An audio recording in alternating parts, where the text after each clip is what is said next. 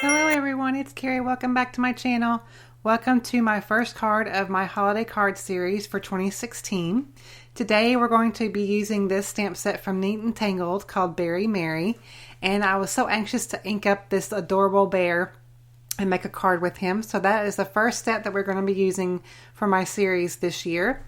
So I'm going to start out by inking up my bear into my on my mini Misty here.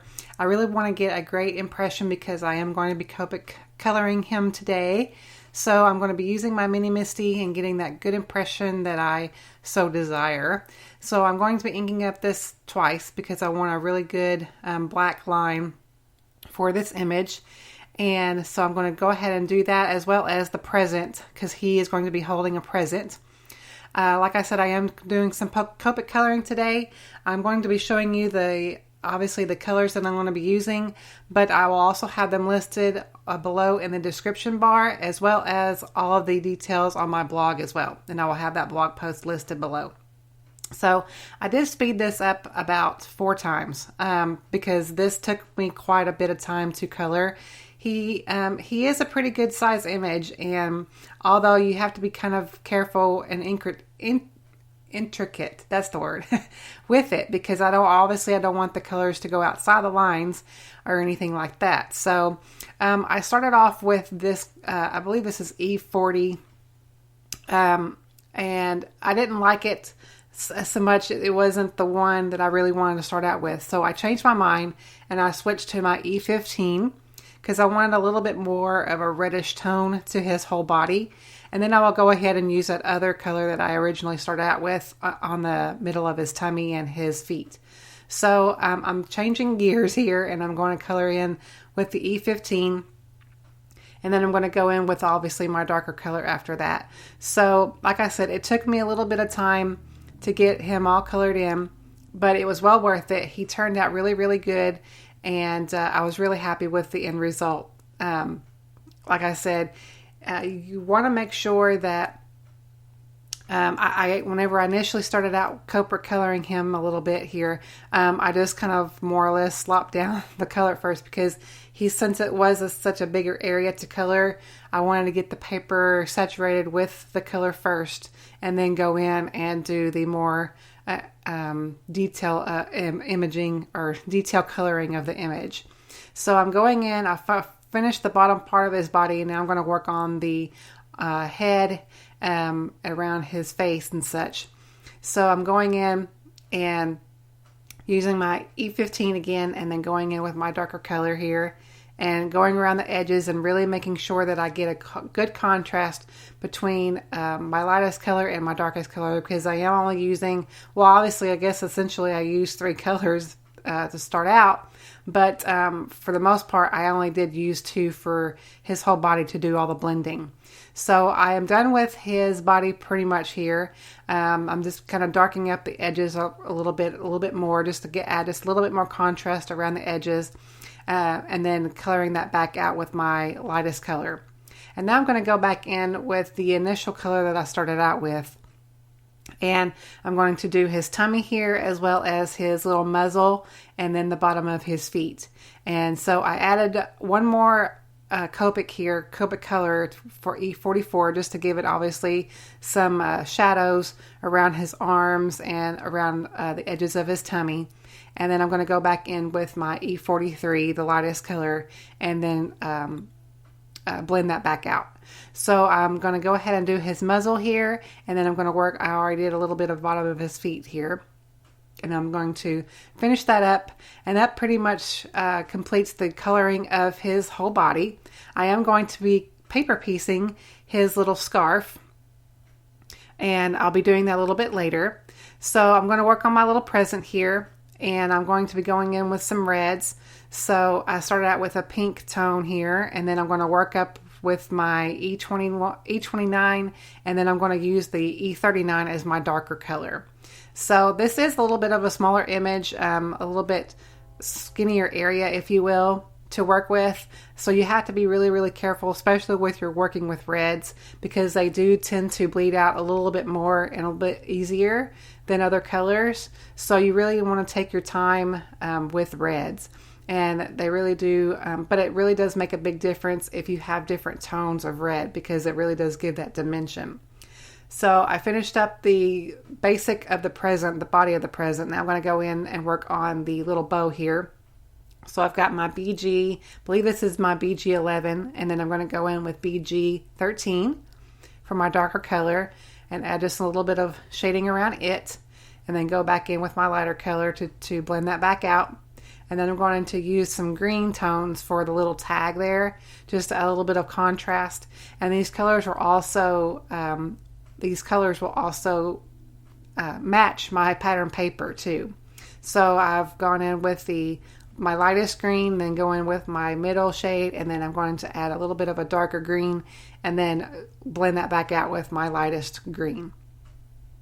So that pretty much completes all of the coloring for today. I'm going to go ahead and prepare my pattern paper here, and I'm going to stamp my bear down onto this piece of that I'm choosing from the Lawn Fawn Perfectly Plaid Christmas 6x6. I was anxious to use this too, because obviously I got a lot of use out of the plaid or the fall edition, if you will, of this 6x6. So I couldn't wait to use the Christmas one too.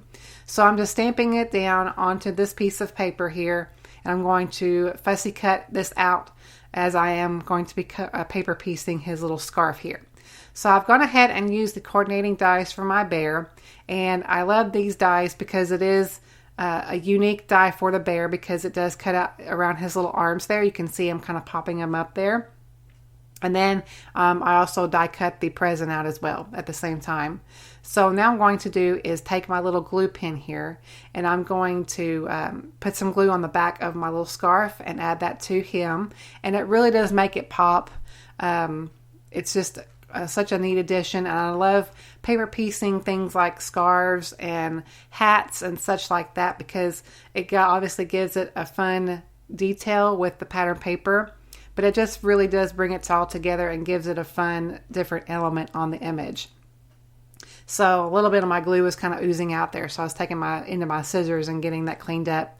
And then off camera I went ahead and took the die from MFT, which is the stitched mini scallop rectangles, as well as my Hero Arts infinity dies here, and I die cut my pattern paper from the same 6x6 pad, and then I die cut a piece of vintage cream cardstock from Paper Tray Ink. That's the cardstock that I also used for my Copic coloring too. I wanted it all to match, and I didn't want just stark white. So now I'm preparing my image just to know where I'm going to be putting my sentiment. And I am going to be using the sentiment from the same set. And it says, "Have a Merry, Merry Christmas." And I'm going to use my Misty again for this. And I'm going to put this into my Misty. And because I do want a really deep, black, crisp impression for my sentiment as well. So I'm going to get that lined up exactly where I want it, and get that onto my door here, and then I'm going to ink that up with my favorite black ink, which is the MFT Hybrid Black Ink. I'm going to stamp this down twice. It stamped down pretty good the first time, but I really, really want a good crisp black sentiment. So I'm going to do that twice, and I like how that turned out. So now we're going to work on putting together our card. So I'm going to go ahead and adhere my panel here onto my pattern paper, taking my tape runner here and getting all that on the back there, and I'm going to put this right in the middle. And then I'm going to take my bear, and I'm going to actually pop him up and give him a little bit of dimension. So I'm going to take my Scotch foam tape here, and I'm going to put some foam tape on the back of him, like I said, to give him a little bit of dimension. And I wanted to make sure that I avoided the area around his arms, because I didn't want, obviously, the arms to be flat against him, because that is the uniqueness of this image, because obviously the arms come out. So I didn't put any foam tape around that area. I wanted to make sure that those kind of stood out, or stuck out like they're supposed to. So I went ahead and put that into place onto my main panel here. And then I'm going to add just a little bit of foam tape on the present, because the glue just didn't work. So I went ahead and put some foam tape on the back of the present too. And then I'm working on the card base here. It's a piece of the vintage cream cardstock as before, with the same that I used before with the die cutting and the Copic coloring of my image. And I'm going to put foam tape on the back of this as well, because I really, really want to make sure that I have lots of dimension for this card, because it is relatively simple, but I wanted to add a lot of dimension. And of course, this is just the pattern paper that is holding everything up here. So I wanted to make sure I put plenty of foam adhesive on the back of this. So I've got that into place, and now it's time to go ahead and add some finishing touches. So I've got these glaze pens here. I have not used them yet. It's these black glaze pens. And I'm going to go ahead and use this pen for his little eyes and his nose, just to give him a little bit of added depth to his eyes. And it really does make it pop up against that Copic coloring, because the Copic coloring obviously is a little bit dark. So it really does accentuate those features of his little face. And I really, really did like how this turned out. And then I'm going to go ahead and take my Wink of Stella, and I'm going to add just a little bit of shimmer around the present.